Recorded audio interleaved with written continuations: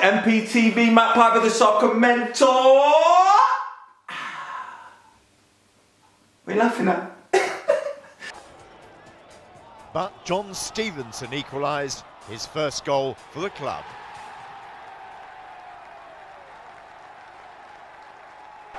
But before the half-time break, Leicester were level. Another substitute, Jonathan Stevenson, on for the injured Summerby, scored from 25 yards. Listen, guys, I've been waiting for this one for a long time. This guy, yeah, I've been asking him to come on the channel for, not years, because I've not been doing it years, but I've been asking you a long time.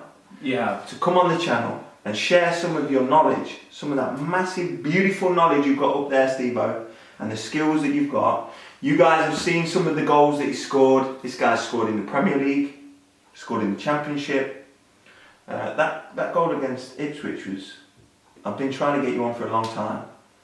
Because to me, I've not told him I'm going to say this, by the way, but to me, one of the most talented players that I've played with. I see. You didn't think I was going to say that, did you? I did. But I've got to say, one of the most, how do I say it? Be nice. Not be nice, unappreciated. Maybe. Do you think that's fair? I'd put it down to just being young, probably not having the support around me, like family and things. A lot of things go wrong, obviously, when you're younger that you don't expect that are going to happen. You try and stay strong mentally, you think you're doing the right things on the field, but then sometimes you're not liked by a manager or something like that, or they see a change in you. You don't really see the change in yourself, but obviously things come out that you don't know that are out there, I guess. So that you think that's an important part of what happened? No, definitely. Yeah. I mean, you don't come on the scene and then all of a sudden disappear without something obviously drastically going wrong. So now you're older and you look back at what you're talking about now, you think that was something down to you? Oh, definitely. Like, without going too deep into things, obviously mum and dad split up, things like that. You think they don't have an effect on you, but looking back, I think they definitely did. Obviously, when you're in the football team, the manager doesn't know that. Yeah. You know, so you just sort of go out there and looking back, I think that was a massive part. I mean, it happens to everyone. It's quite common these days, I guess. So it's not an excuse. Do you know what I mean? You still need to perform, do what you need to do. It was a release for me, so I did think that football was. Yeah, football was a release. So I'm a bit disappointed that things didn't kick on, or maybe that level was a bit too much for me. I don't know. And just for the audiences, because that's an important point that you've made. So, and you said obviously the manager didn't know what was going on at the time. But don't you think it's important for you to be really honest with the manager and said to him, listen, maybe I have changed, but this has been what's going on at home, and to be open, or you didn't want to be that open with him? I don't know. When you're young, I was 18 at the time, so. Being that young, you don't know yourself, do you? To be honest with you, you don't know. Like, and being that young, I think I should have been given another chance, or given the benefit of the doubt, rather than say, look, Steve-O, we're not going to give you another deal. And then I was not arrogant, but confident person as a young kid. And if I was told something, I'd be like, okay, I'll deal with that. I'll take it on the shoulders. And I thought to myself, oh, I'll just go and play somewhere else. You know, and I'll show it. But it just didn't work out that way, I guess. In your mind, when you see a kid now, a young kid, who's obviously talented, do you think kids are born to play football? I'm going off track a little bit, but I want to get this out of you. Do you think kids are born to play football, or are born with certain attributes that are going to allow them to be better at the game than others?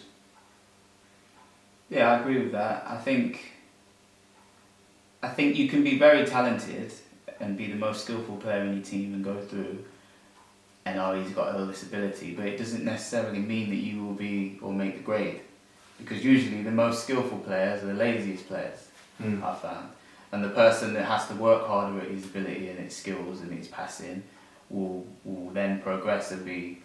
Because he's already got that work ethic. He's already got the work ethic. He already believes that he needs to work hard. Whereas someone who's got all that ability just thinks, "Well, I've got the ability. Yeah, that's I don't need to work hard as hard." And it's a prime example. I don't want to name names, but there's a few people that went on and done a bit more than others because they had that drive and didn't get that natural ability. That's a good point. So and the top players in the world have got that natural ability and work on it, and they have the work ethic. Ronaldo, Messi. Whereas me and you, I would say you were probably more naturally talented. Yeah. Just which means I was lazy. Yeah. You got picked up by Leicester at under 9? Yeah, I'll be honest with you, my dad wouldn't let me go to Leicester. I thought there was something about that. He wanted me to stay and play with Epworth. What was he thinking behind that? Well, he was just thinking, if they want you now, they'll want you in a few years. So he wanted you to stay with your friends? So he wanted me to stay with my friends, enjoy the football. Because it's not military when you go to Leicester, but it's a bit more, you take the fun out of it. Yeah, it does a little bit. A little bit. I'm not saying it does completely take the fun out of it. Like playing football is fun, but he wanted me to keep playing with my friends and winning stuff because we were doing really well at the time. And he thought it's too early for me to go. And he says, well, we had a word with them and stuff, and they said, yeah, in a couple of years you could come down. So I didn't. That's interesting because most parents these days, so if a professional club want them, where do we come? Where do we go? Straight away. Yeah. So do you think that helped you what your dad did for you there? Yeah, I think it did. Looking back, I think if I'd have gone, it wouldn't have been as fun. I don't think, because you're learning. But don't you think the training would have been better than what you was getting? Yeah, but I don't think I would have enjoyed it as much. And you think, we spoke about this on the channel, you think it's more, at that age, it's more about enjoying your football? It is, to a degree, but at the time, do you know what I mean, we've already spoke, I already could play a little bit. If you know what I mean. And what I would have learned... had the natural ability from that what age. I would have learned, and I think from my dad's point of view, he was thinking, well, he'll get better doing what he's doing here, more freedom and stuff, because sometimes you get into these pro clubs and they do give you a position rather than letting you free play and enjoy it and do different things. You see, that's what's changed at Leicester now. So the coaching is more free play, and I think a lot of clubs are going more that way to try and keep the enjoyment even at that elite level at Leicester City. Yeah. So, but at the time, you're dead right. Your I'm dad, a striker, and that's it. You're a striker. That's it. And if you tried a little Brazilian flick or any kind of flair, at that time, Leicester would have said, "What are you doing? We passed the ball with the inside of our foot here." And that's why football did need to move on, but I think it has now. But that's the sort of. But you scored early on, and you scored against Aston Villa. No, my home debut, I think it was. Yeah, I thought it was. Yeah, because I obviously got my chance through doing well in the youth team. Doing well in the reserves, and then Akinbaye couldn't score. Everybody knows that. Well documented. Sorry, Addy. And I got a chance. Came on, and I delivered. I scored the goal against Villa. Yeah, home debut. I remember it. Well, yeah, you were on the pitch. I was trying to celebrate, run away, and grabbing me, putting me on the floor. By the way, when I scored my goal, guys, this is my goal. There's Steve-O there. Yeah. Minus the hair. But that's Steve-O there. I wasn't allowed to grow my hair as a youngster. There were some of the rules. Yeah, you always wanted it. Yeah, I was trying to grow an afro, and I wasn't allowed. I was told to shave it off. It's true. So as soon as I went away, I've never cut it. Yeah, and I tried to grow one and mine all fell out. The side of football that people who haven't made it yet, the dark side of football. A lot of footballers talk about it at times, but footballers get depressed, and people, like fans, are like, how can a footballer get depressed? He's playing the game that he loves, he's earning great money, he's adored by thousands, millions of people. How can they get depressed? Because we were talking about this, and it happened to you, it happened to me.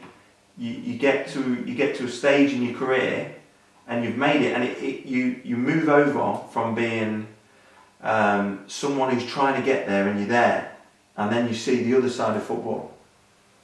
Did you experience that? Yeah, there's downtimes. Obviously, as a footballer, you have to have an ego, don't you? You have to have a little bit of an ego to believe in yourself, to obviously be able to take that man on to score that goal. A little bit of arrogance about you, and you think that's important? I think it's very important. Like you see Ronaldo, you see the way he struts. You have to have that ego.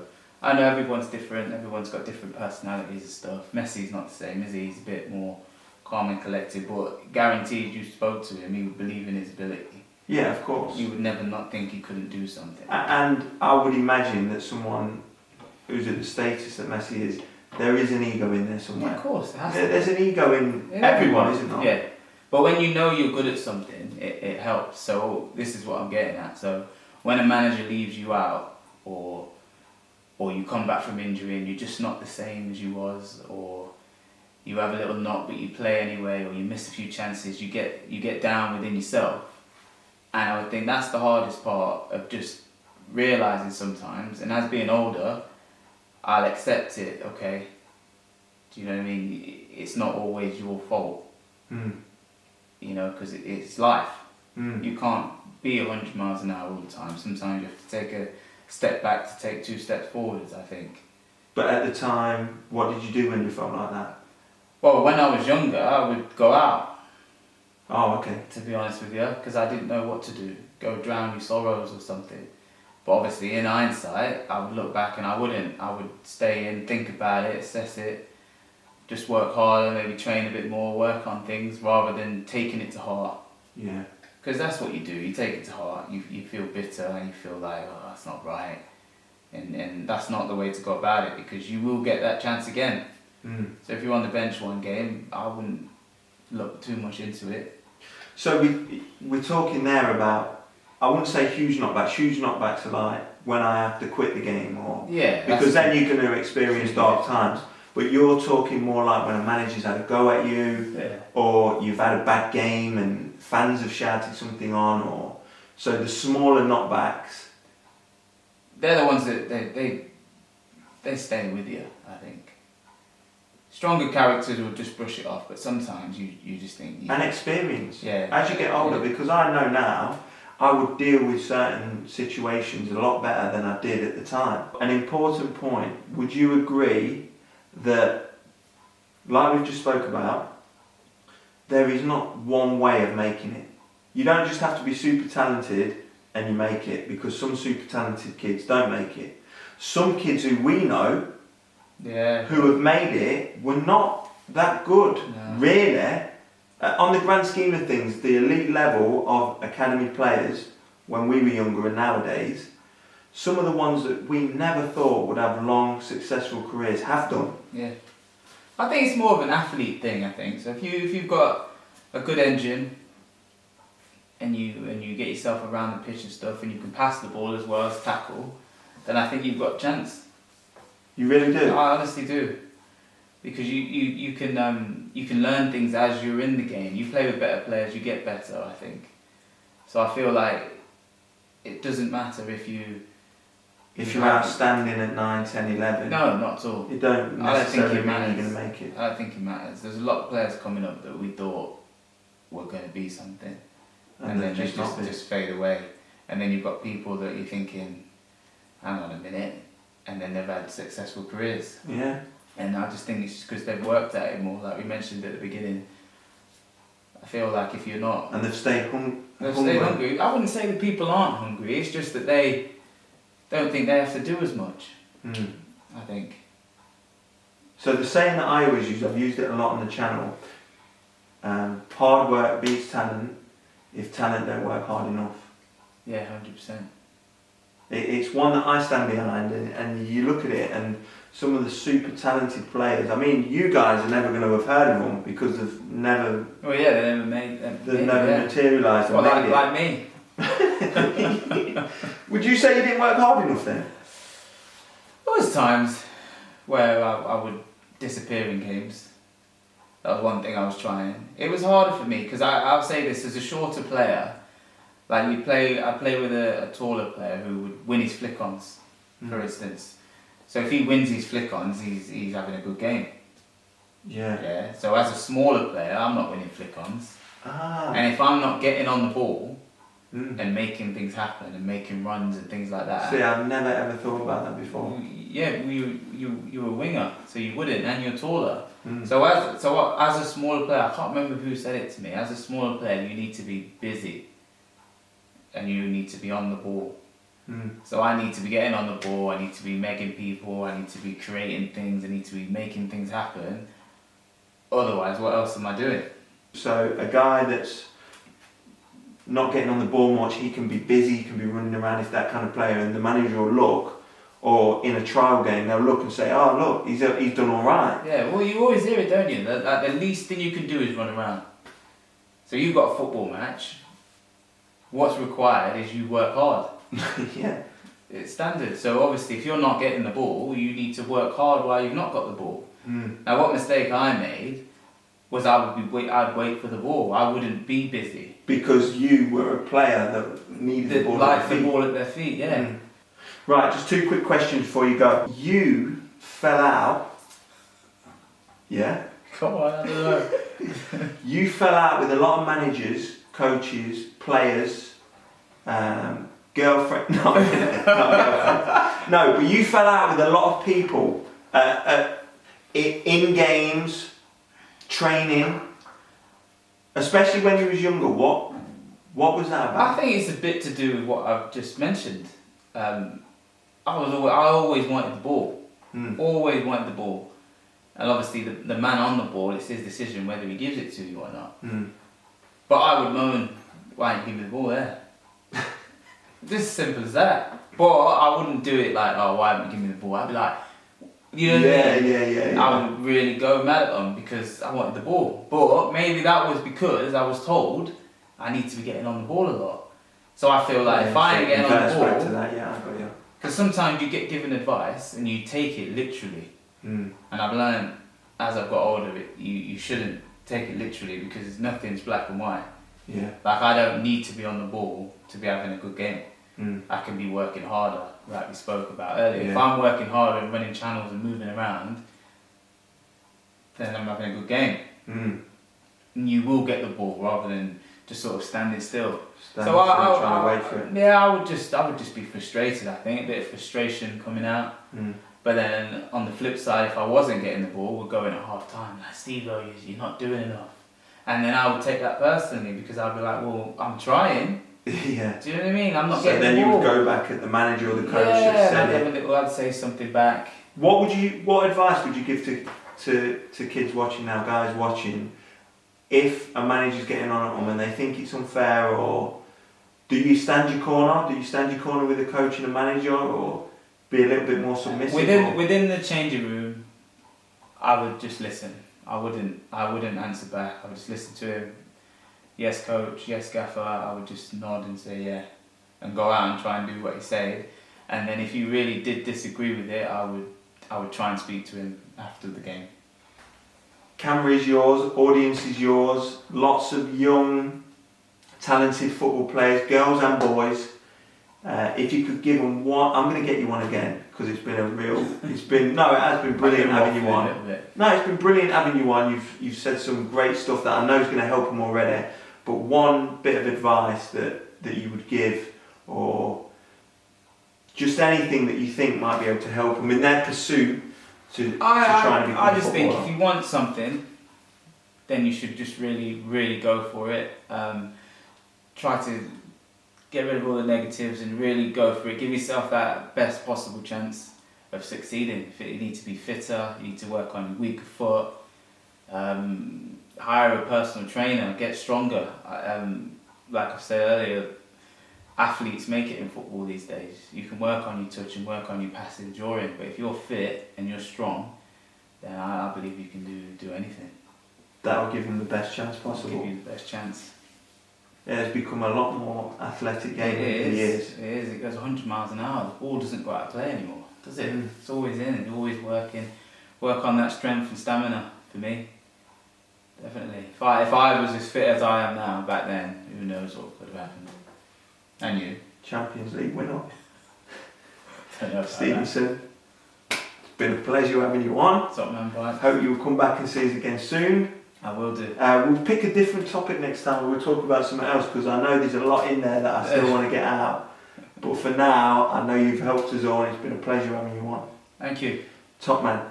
And as always, mate, don't be doing that behind my head again. Where are you going? I'm not finished. I'm still trying to wrap up the show. Sorry. As always, I will see you all again soon. Thanks for watching.